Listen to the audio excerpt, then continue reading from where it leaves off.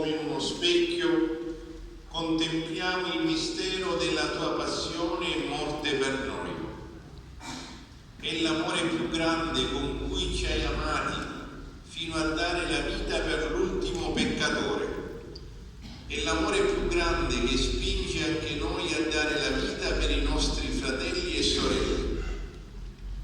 Nelle ferite del tuo corpo martoriato meditiamo le ferite causate da ogni peccato. Perdonaci, Signore.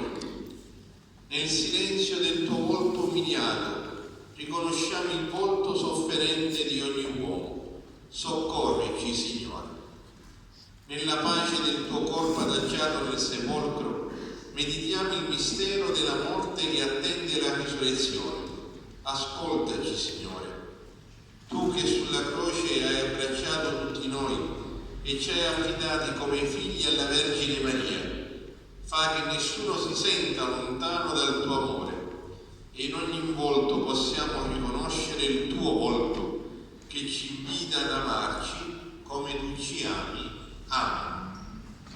Padre nostro che sei nei cieli, sia santificato il tuo nome, venga il tuo regno, sia fatta la tua volontà, come in cielo così in terra.